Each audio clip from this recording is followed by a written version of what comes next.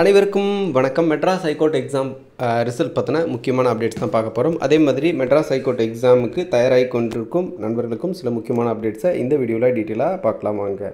Madras high court exam பொறுத்தவரை இப்போ இருக்கக்கூடிய மிக முக்கியமான அப்டேட்ஸ் அப்படின்னா ரெண்டு விஷயம். ஆஃபீஸ் அசிஸ்டன்ட் லெவல் ஜாப்ஸுக்கான அப்டேட்ஸ் தான்.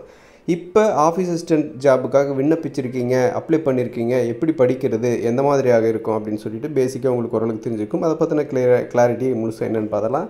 அதே சமயம் ஆஃபீஸ் அசிஸ்டண்ட்டு மசால்ஜி வாட்ச்மேன் போன்ற பணியிடங்களுக்காக சர்டிஃபிகேட் அப்லோட் பண்ணியிருக்கோம். சிலரால் சர்டிஃபிகேட் அப்லோட் பண்ண முடியல. அதே சமயம் அவர்களுக்கான ப்ராக்டிக்கல் மற்றும் இன்டர்வியூக்கான செலெக்ஷன் பட்டியல் எப்போ ரிலீஸ் ஆகும் அப்படின்னு சொல்லி எல்லாருடைய ஒரு கேள்வியாகவும் இருக்குது. இப்போ ஆஃபீஸ் அசிஸ்டண்ட்டு மசால்ஜி வாட்ச்மேன் போன்ற பணியிடங்களுக்காக செலெக்ஷன் பட்டியலை பொறுத்தவரை பார்த்திங்க அப்படின்னாக்கா இவங்களுக்கான செலெக்ஷன் பட்டியல் எப்போ வரும் அப்படின்னு சொல்லிட்டு ஒரு கேள்வி இருக்குது. செலெக்ஷன் பட்டியலை பொறுத்தவரை மே மாதம் 15ஆம் தேதிக்கு மேலே வரும் அப்படின்னு சொல்லிட்டு ஆல்ரெடி சொல்லியிருந்தோம். அது சம்மந்தப்பட்ட தகவல்களும் வந்திருந்தது. ஸோ எல்லாருமே மே மாதம் 15க்கு மேலே எதிர்பார்க்கலாம். எப்படி அப்படின்னாக்கா பொதுவாகவே ஒரு 3 அப்டேட்டுக்குள்ளே ரிலீஸ் பண்ணுவாங்க. இந்த கோர்ட் ஆஃப் ரெக்ரூட்மெண்ட் பொறுத்தவரை அடுத்தடுத்த அப்டேட்ஸ் வந்துகிட்டே இருக்கும் அப்படின்னு சொல்லியிருந்தோம். இந்த கிட்டத்தட்ட 1 இயர் ஆக போகுது. இந்த மெட்ராஸ் ஹைகோர்ட் எக்ஸாமில் ஆஃபீஸ் அசிஸ்டன்ட் மசால்ஜி வாட்ச்மேன் போன்ற பணியிடங்கள் தற்போது கூட பார்த்திங்க அப்படின்னாக்கா ஆஃபீஸ் அசிஸ்டன்ட் சோப்தார், ஆஃபீஸ் அசிஸ்டண்ட்டு, ரெசிடென்ட் அசிஸ்டண்ட்டு இந்த மாதிரி பணியிடங்களுக்காக விண்ணப்பிச்சிருப்பீங்க. ஸோ விண்ணப்பிச்சிருக்கக்கூடிய நபர்கள் 8லேருந்து 12th வரை தான் விண்ணப்பிக்க முடியுன்ற விஷயத்த சொல்லியிருந்தாங்க. அவங்க எப்படி படிக்கணுன்ற டவுட்ஸும் கேட்டிருந்தாங்க. அதை பற்றி பின்னாடி பார்க்கலாம். ஃபஸ்ட்டு அது கூட கம்பேர் பண்ணி பார்க்கும்போது புதிய நோட்டிஃபிகேஷனே வந்துருச்சு. எல்லோரும் எதிர்பார்த்தா நியூ நோட்டிஃபிகேஷனே வந்துருச்சு. ஆனால் ஃபஸ்ட்டு முடித்த அந்த இதுக்கான செலெக்ஷன் ப்ராசஸ் கம்ப்ளீட் ஆகலை. ஸோ இந்த மாதிரி டிலேயாக இருக்குது அப்படின்னு சொல்லிட்டு தொடர்ந்து குற்றச்சாட்டுகள் எழுந்திருக்கிற இந்த நிலையில் இந்த ஆஃபீஸ் அசிஸ்டன்ட் மசால்ஜிக்கு மே மாதம் 15க்கு மேலே எதிர்பார்க்கலாம் அப்படின்னு சொல்லியிருந்தாங்க. செலெக்ஷன் பட்டியல் குறிப்பாக ஒவ்வொரு மாதமும் 3 இல்லைன்னா 4 அப்டேட் கொடுப்பாங்க இந்த கோர்ட் ரெக்ரூட்மெண்ட் போர்டில். மந்த் ஓப்பனிங்கில், மிட் மந்தில், அதே மாதிரி மாத கடைசியில் ஒரு அப்டேட்டும் இருக்கும். ஸோ சில டைம் ஒரே டைம் 2-3 அப்டேட்ஸும் கிடைக்கும். அப்படி இந்த மாத தொடக்கத்தில் ஒரு அப்டேட் வந்துச்சு. 3ஆம் தேதி ஒரு அப்டேட் வந்துச்சு. அதுக்கு பிறகு 15ஆம் தேதிக்கு மேலே 17, 18 இந்த மாதிரி தேதிகளில் ஒரு அப்டேட்டும், மாத கடைசியில் ஒரு 23, 24, 25 அந்த மாதிரி தேதிகளில் ஒரு அப்டேட்டும் வருவதற்குண்டான வாய்ப்புகள் இருக்குது அப்படின்னு தகவல்கள் இருக்குது.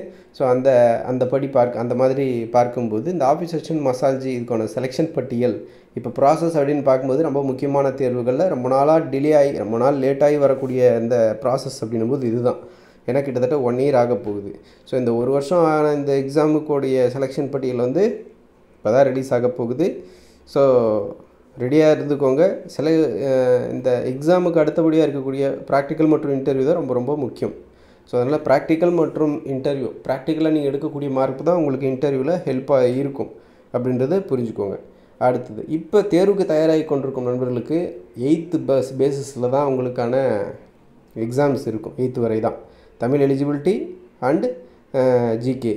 இது 8th பேசிஸில் இருக்கிறதுனால நீங்கள் 6ஆம் வகுப்புலேருந்து தெளிவாக படிச்சிட்டிங்கன்னா ஓகே.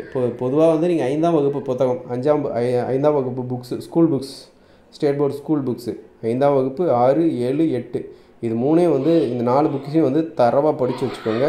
மேலும் உங்களுக்கு இன்னும் கொஞ்சம் இன்ஃபர்மேஷன்ஸ் வேணும் அப்படின்ற பட்சத்தில் 9th 10th படிச்சுக்கோங்க. இது 8th வரைக்குமே போதுமானது.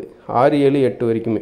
இதில் இம்பார்ட்டன்ட் கொஸ்டின்ஸ் எல்லாம் நிறைய எக்கச்சக்கமான யூடியூப் வீடியோஸ் இருக்குது. இப்போ 6ஆம் வகுப்பு தமிழ் அப்படின்னு போட்டிங்க அப்படின்னா யூடியூப் வீடியோஸ் வரும். 6ஆம் வகுப்பு தமிழில் இதெல்லாம் முக்கியம் அப்படின்னு சொல்லிட்டு அதை நீங்கள் முடிஞ்சால் படிக்க முடியல அப்படின்னாக்கா கதை மாதிரி கேளுங்க, ஃபஸ்ட் ஆப்ஷன். ரெண்டாவது பார்த்தீங்க அப்படின்னாக்கா கொஷின் ஆன்சர் டைப்லேயே இப்போ வீடியோஸ் போட ஆரம்பிச்சிட்டாங்க.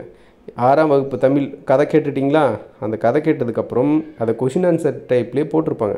6ஆம் வகுப்பு தமிழில் என்னென்ன மாதிரியான கேள்விகள் கேட்பாங்க அப்படின்னு சொல்லிட்டு அந்த கதை இப்போ ஃபுல் ஸ்டோரி மாதிரி ஒரு புக்கை படிச்சிருக்கீங்க. அது கொஷின்ஸாக இருக்கும்போது இந்த மாதிரி கேள்வி, இதுக்கு ஆன்சர், இது கேள்வி, இது ஆன்சர் அப்படின்னு சொல்லி கொடுத்துருப்பாங்க. இந்த மாதிரி எக்கச்சக்கமான வீடியோஸ் யூடியூப்லேயே அவைலபிள் இருக்குது.